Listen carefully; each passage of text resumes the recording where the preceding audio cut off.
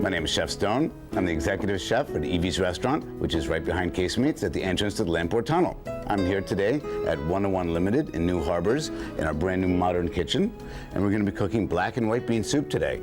I'm also going to be making a shrimp quesadilla to come out with a garnish. We're going to go into Evie's secret magic cupboard to get something extra special for you later on. Let's get started. Okay. Black and white beans, legumes. Whether you're cooking kidney beans, navy beans, whichever legume family bean you prefer, they need to be soaked overnight, at least 6 hours minimum. A bowl will work fine, large jar, anything that will give you twice the volume, that's twice the size. If you were, for example, to have 1 handful of beans, you'd want 2 handfuls of water, 2 to 1 on your volume. I'm going to give you an example. Here's a bowl, here's some black beans. 1 container of black beans is going to need twice the volume of water to absorb. I'll even explain why. The texture of the beans, if they're not soaked properly, what ends up happening is they'll stay hard in the center and they'll be soft on the outside when they cook. And then you can end up with a strange consistency, a strange texture. When you puree them later, you can end up with little bits. If you let them soak overnight or a minimum 6 hours, you'll have nice soft beans to work with. They're easy to puree and make into a soup, which is what we're going to do here today. Twice my volume of water. I prefer to leave them out overnight at room temperature because they absorb water better that way. You can add a garlic clove if you like. You can add a bay leaf. If you have a favorite herb or a favorite taste that you'd like to add into your cooking later, you can add it now and let it sit at room temperature. Like I said, 6 hours minimum, but overnight is better. I've got 2 different sets of beans here. One that hasn't been soaked and one that has. You'll notice the size difference. After soaking for 24 hours, they almost double in volume. This is when you know that they're going to be nice and soft and ready to cook. So I'm going to get them in some water. Like I said, I've got black and white beans today. I've got them pre-soaked because obviously we don't have 24 hours here in TV land. So I've got black and white beans that I've already strained. They've been soaking for 24 hours. So they've absorbed enough water now to cook pretty quickly. About 30 minutes should do it on a rolling boil. You can add a couple of garlic cloves, and like I said earlier, whatever seasonings that you prefer. I add a pinch of thyme, a bay leaf, and a couple of garlic cloves when I cook any legume, whether it's a kidney bean, the white bean, whatever bean that I prefer to cook for whatever I'm cooking that day at the restaurant. I always throw in a couple of garlic cloves and a bay leaf. Let's get our stove on.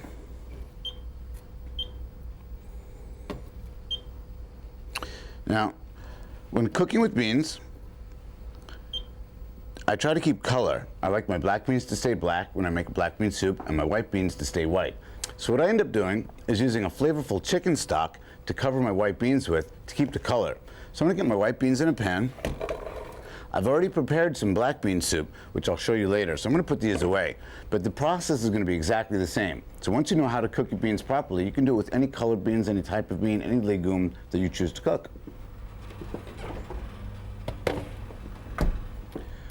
White beans in a pan. Chicken stock to cover. We're going to let that come to a boil. Lid on, and that's going to just cook all on its own now. We can leave that alone.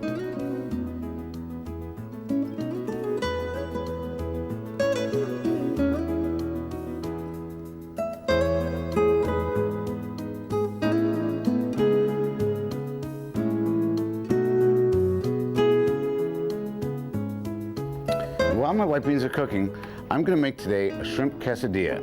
I'm going to macerate some shrimps in a food processor. I'm going to saute some vegetables. I'm going to roll it up in a tortilla shell, sear it in a pan, bake it off in the oven. Sounds like a lot and complicated, but it's not. It's going to be very simple. As always, cutting board, sheet of wet paper or a towel underneath to stop your board from sliding around. It's always safer that way. A little less water, but that's fine. Okay, board's not going to move. Choose your knife. We're going to start off today with about 1/8 of a green pepper, 1/8 of a red pepper, maybe 1/4 of a small onion, depending on the size of your onion, 1 clove of garlic, and 1 rib of celery. So I'm just going to slice right down the side. This dice is called a brunoise in French. A very, very tiny, small dice is called a brunoise.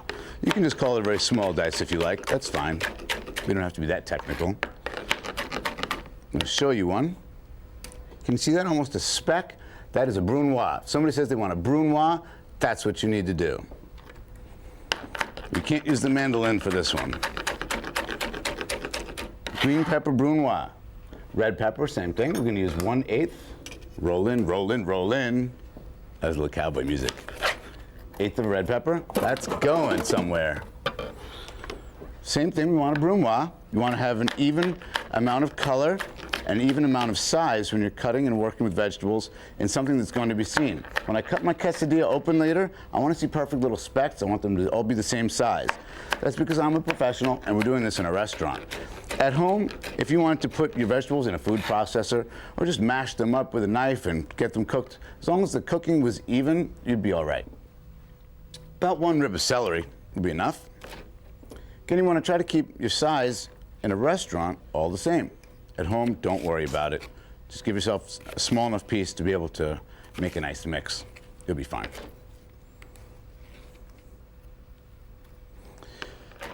There isn't going to be a great contrast of colors here. If you were worried about getting 4 or 5 different colors going, you could always buy a yellow pepper, an orange pepper. You could be romantic about it if you wanted to. I'm not going to worry about it today. I'm going to use about 1/8 of a small onion. And again, I'm going to go for that brunoise cut. Very simple thing to do. Peel your onion.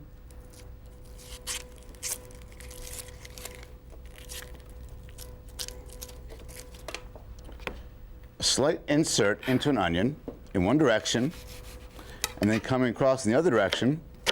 Let me give you a better angle here. We'll give you that brunoise effect. There's 3 cuts that are being made. We insert sideways, go down long ways, and then against the grain, and end up with the exact same size brunoise cut. That's 3. What else we got here? We've got a garlic clove. Now, garlic clove, if you've got pureed garlic in the refrigerator at home, pre-pureed, you buy it that way, go with it. No need to peel a garlic clove and have an exact brunoise cut on your garlic clove. That's excessive. Done. I've seen a lot of people in Chinese restaurants and on television, they take the back of their knife and put on a garlic clove and smash it down, and you know what ends up happening? All the juice is released out of the garlic clove and you lose all the flavor. You know, it looks fancy, looks great. Yeah, big cleaver, give it a smash. Don't do it at home, you'll lose all the flavor from your garlic clove. I'm gonna get a pan out. Large saute pan. I do prefer working with non-stick. It's easier to clean later, easier to work with.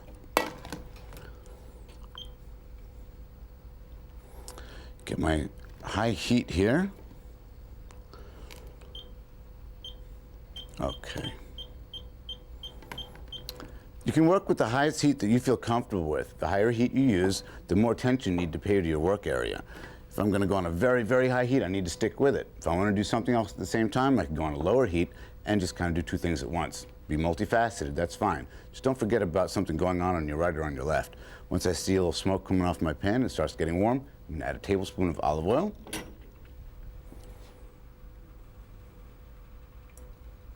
Tablespoon and a half today. And go right in with my vegetables. Brunoise of vegetables. My pan's still a little cold, so while that's going, I'm going to pull out today a piece of machinery called a food processor. If you don't have a food processor at home, that's just fine. You can either fine chop with a knife. A lot of people I've seen have these small plastic containers with a knife inside, and there's a blender. If you have machinery at home to make your life easier, go ahead and use it. If not, you want to cut by hand, it's going to take a little longer, but feel free to use whatever you have.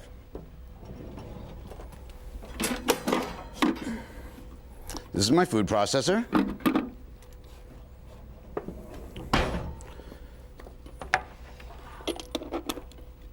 Plug this in. Now I'm going to be making a shrimp filling for my quesadilla. So I'm going to macerate some shrimp in my food processor, saute my brunoise vegetables, which are starting to finally get a little warm. I need a spatula. I'm going to cool down my vegetables on a plate in the refrigerator after they're sauteed. It's almost like sweating, because you don't want any color on these vegetables. They have enough color on their own. And if your knife skills are as bad as mine, you end up with chunks, get rid of them. You want to have a nice even brunoise.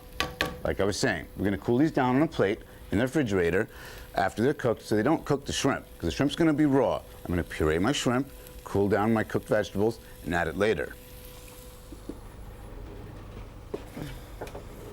So I'm going to have one for my shrimp, got my spatula for my vegetables, pulling shrimp. I believe here they're called gambas. Might be a gamba chiquito, not sure. Little shrimps where I'm from. Right into your food processor, or whatever type of food machine you have at home. I'm sure it's on tight. There are a lot of safety features. You're going to puree.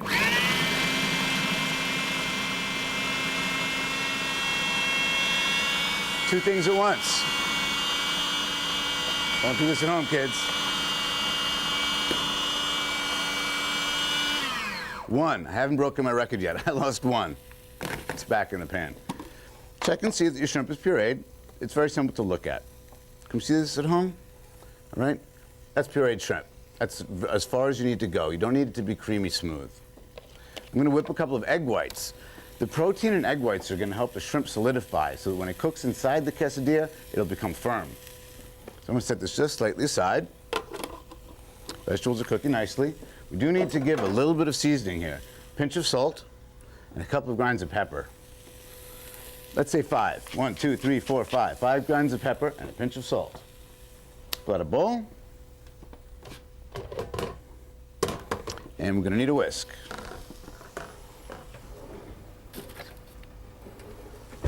The size of your whisk is not important. It's your motion that's important.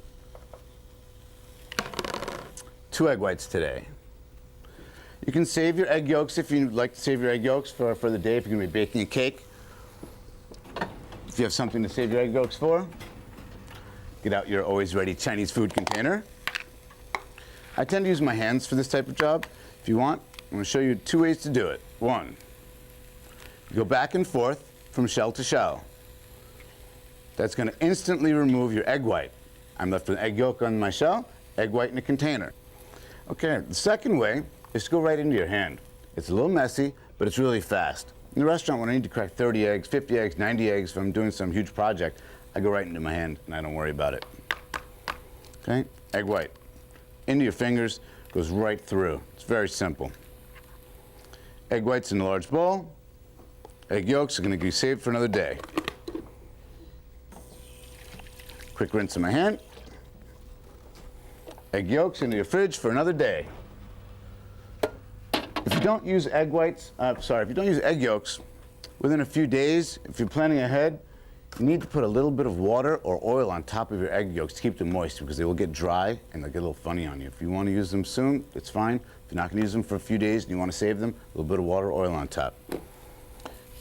Can we see how these are starting to sweat almost?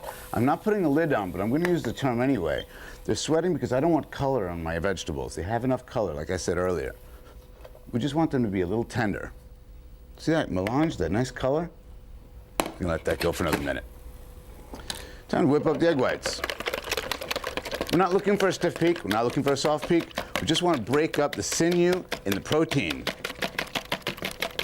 How far along do I need to bring this to give you a picture? Just a bit of froth. Can you see this at home? Just a little frothiness. That's all we're looking for.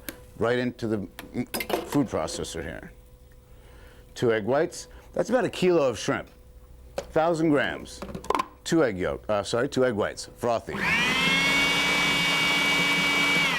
When working with this type of food processor, you often need to scrape down the sides. The blade spins and the food goes up the side, so you need to have it all incorporated evenly. So use a spatula. Finito. Got my frothy egg whites, got my vegetables. I'm going to set this aside for 1 second and cool my vegetables down. Just don't be afraid. Take them out, put them on a cutting board if you need to, give it a press, give it a squeeze. You want them to be just a tiny bit firm. The term that we use often on this show is al dente. A little soft on the outside, and yet just a little bit firm in the middle. I'm going to put them on a plate.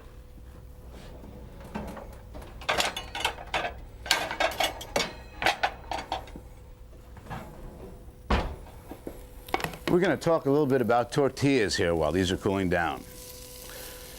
Tortillas are made from maize or from corn flour. It's a little confusing here for me in Europe because when I went to purchase corn flour, I was going to make my own tortillas. It was actually what we call cornstarch back home. A lot of vegetables have starch. There's potatoes that have starch and corn has starch. Starch that gets removed is what's used in, say, baby powder and for making food thicker. That's what we make slurries with, which I'll be using later on. But corn flour in Mexico, which is made from maize, has a yellow color to it. You mix that with water, you form a dough, and press it into a tortilla shell.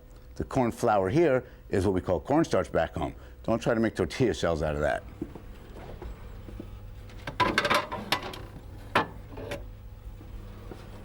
I've made my life a little easier today, and I've purchased some tortilla shells. These are really large, so I'm going to cut them down. It's a nice big tortilla shell. Obviously, it's been cooked on one side, not on the other. Doesn't matter because we're going to sear them off and we're going to bake them in the oven. What I'm going to do is I'm going to put a nice helping of my shrimp mixture, as if you were rolling a cigarette at one end. I'm going to put a nice large shrimp on either side, roll it, and I'm going to sear them off in a pan. Always sear folded side down. When you have a flap, you don't want it to open, you sear that side down first, it'll stay sealed. I'm going to actually assist it today with my slurry. What we're going to do is take just a pinch of corn flour today. We're not going to measure it. It's really not necessary. Just a pinch of corn flour into any small container. In fact, let me clear some of this out of the way. What you need to do is use your finger. You don't want to use a spoon because you may miss any lumps that'll be inside. A little bit of water into your cornstarch and give it a stir until you make a thick paste. If you add too much water, add more corn flour. You really do want it to be very thick and pasty. I've added a little too much water, so I'm going to add more. I'm going to show you a little bit on this red lid, just so you see how thick I'm talking about. A thick slurry is thick. All right? It's thicker than milk, almost a cream consistency. It's very thick. It's not too runny. When you have a thick slurry consistency, that's what uses in Chinese cooking to make your sauces thick and gooey. But we're going to use it here today to seal as glue our tortilla shells. So I've got my cornstarch and enough water just to get a thick consistency. Let's see how cool my vegetables are.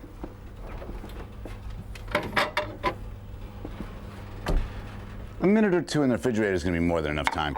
As long as they're not piping hot, they won't cook the shrimp. They don't need to be cold because the shrimp are cold from the refrigerator, so they'll cool the vegetables down. I'm going to go right back into my egg white bowl.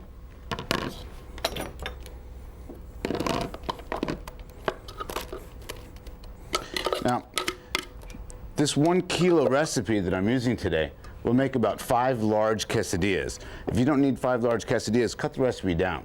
You'll see on your screen the exact amounts for 5 large quesadillas.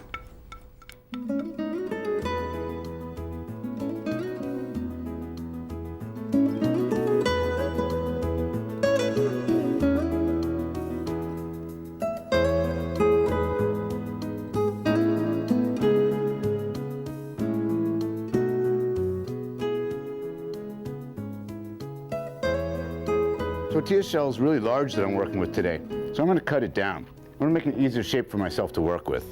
What I'm going to do is, move this over so you can see, I'm going to cut the bottom off to give myself one flat edge. Sort of like I said earlier, rolling a cigarette. You always have a flat edge. And I'm going to give myself 3 flat edges.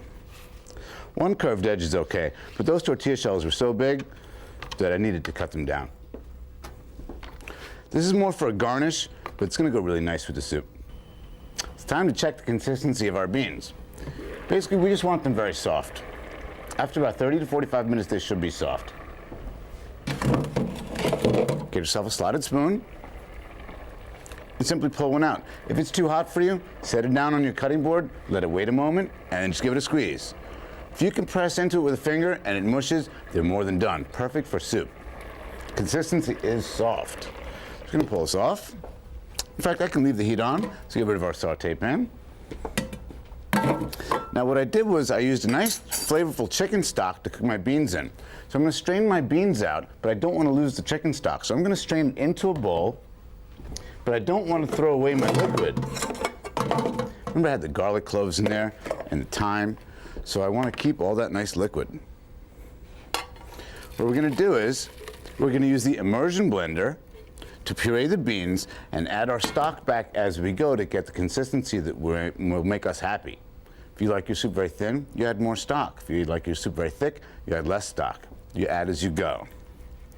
Now, beans right back into the pan.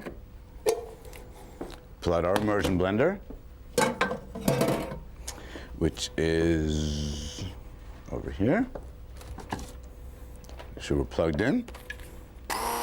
We're ready to go. Let's bring this over. Now, you can use a ladle. I'm going to go right from the bowl, and I'm just going to puree. I like my soup thick enough to be able to pour.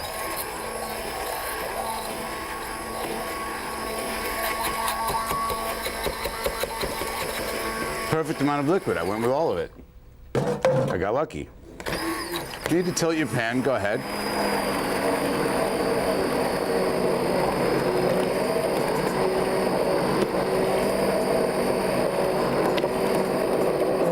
That is now basically done. That is a white bean soup. I'm going to strain out all the large bits because in the restaurant business, we like to have a little bit of perfection. So what we do is we're going to go through a fine chinois.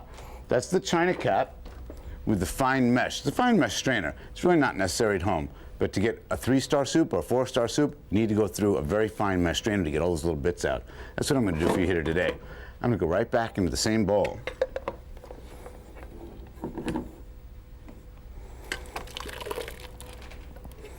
Away with the pan. Take a spoon, or if you have a ladle, push it through. With is a very creamy consistency. It's going to be a very smooth soup. All those bits are going to be taken out. And if you had a bay leaf in there, that would come out. If you had a pinch of thyme, little bits of herbs would all come out. Once you've pushed all the soup through your chinois, it's time to get rid of the chinois. And now you've got a 3-star white bean soup. I'm going to set this aside while I get my tortillas going. Tortilla shell on my board. Let's get a pan on a medium flame. About a tablespoon of olive oil in your pan. While that gets hot, we're going to roll up some quesadillas. All right, why don't I just make one to show you? Like I said earlier, just like rolling a cigarette, I'm going to put enough down at the bottom of your tortilla. Let's get rid of this. Now I'm going to, just for showman's sake, put some more shrimp inside. These are large langostinos, you call them here. At home, langostino is actually a small lobster. Langosta, lobster, langostino, little lobster. They both have pinzas. Here, it's large shrimp. So, langostinos, we're going to take the feet off and give them a quick peel.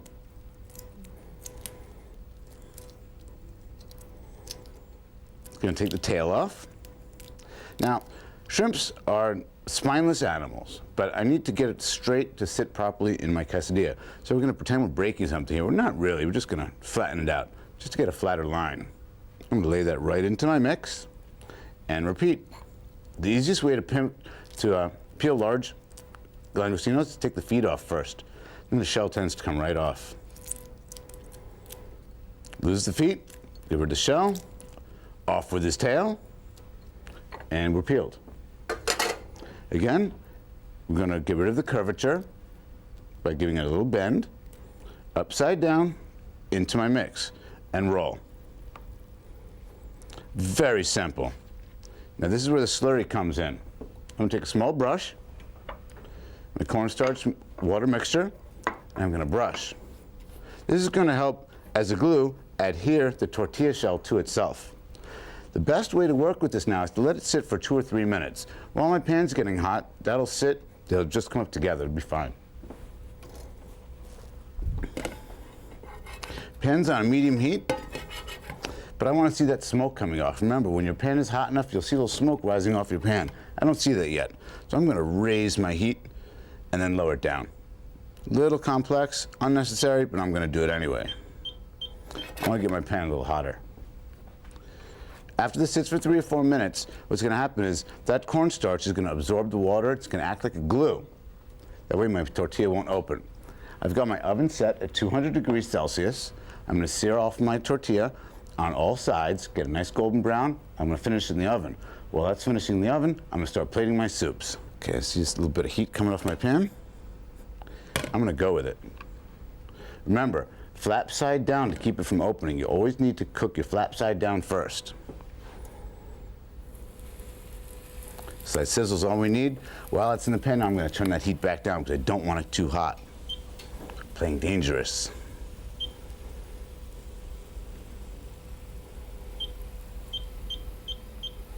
That's at about half heat. You gotta keep your eye on these now. It's time to get a pair of tongs ready, so you want to check for color on all sides.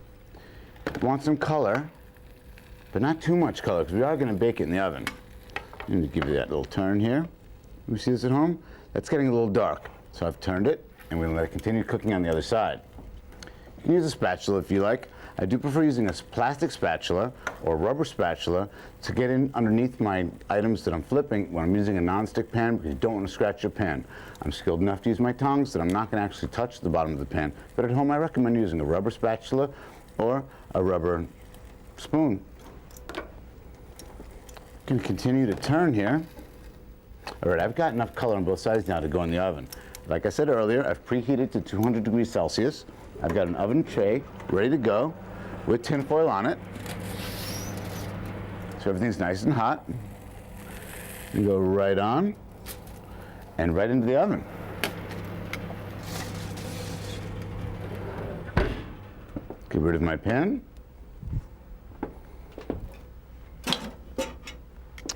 Now, what I've done is I've chosen a large bowl, the hubcap bowl that I like to use so often at Evie's, and I'm going to pour my white bean soup and the black bean soup, which I pre-made earlier today, in 2 small jugs. I'm going to attempt to pour both jugs at the same time into my bowl to keep the white and the black separated. I'm going to cut the tortilla in half. It'll be a quesadilla. Have that coming out the center. Then it's into the magic cupboard. Let's see if I can do this without making a mess. Can I get a drum roll? Brrr. White bean soup into my container while it's still hot. Black bean soup, which I made earlier. Remember, black bean soup is made the exact same way. I followed the exact same process. There's one slight difference when you're making black bean soup and a white bean soup. Black bean soup, what I would do is I would use the cooking liquid, which is going to become dark from the black beans, to puree into the beans to make my black bean soup. Remember, we used white chicken stock for the white beans. I now have 2 jugs of soup. Let's pull out a bowl. One of my large hubcap bowls that I like so much. I've got some cilantro that I'm going to use as a garnish today. As always, I've kept it in the refrigerator in cold water to keep it vibrant and green.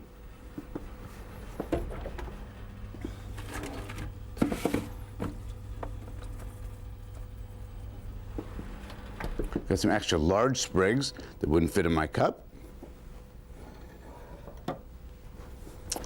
Gonna go into my magic cupboard. What I got today, julienne wonton skins. It's almost an Asian dish. I'm working with cilantro and black beans. It can almost be called an Asian dish. I'm gonna pour. Simultaneously, black and white together. If you pour them at the right timing, it should create a line down the center. Look at that, almost a yin-yang effect. Let's check out quesadilla. Wow. It's now golden brown on all sides. My shrimp mousse should be cooked in the center. I'm gonna show you how to test it. What I'm gonna do is simply cut down the center and take a section out. I'm gonna feel a section with my hands, and ooh, it's a little warm. It should be firm to the touch. It's classically what's known as a mousse or mousseline, because I have pureed some fish. I'm gonna touch it, and it's nice and firm, so I know that's done. I'm not gonna use the whole quesadilla, just enough of it to give my plate a garnish. Let's stand these up. Look at these babies. All right, now we're cooking. Let's go on top of that now with some of my magic cupboard. A little cilantro sprig. Let's go with 2 cilantro sprigs. I like cilantro. You like cilantro? Good, then you use 2 at home as well. Look at that, black and white bean soup, shrimp quesadilla, cilantro, crispy wontons, and we're done. Please join us next week. We're gonna be cooking up cowboy style, Wednesday, 9 p.m. You know where we are.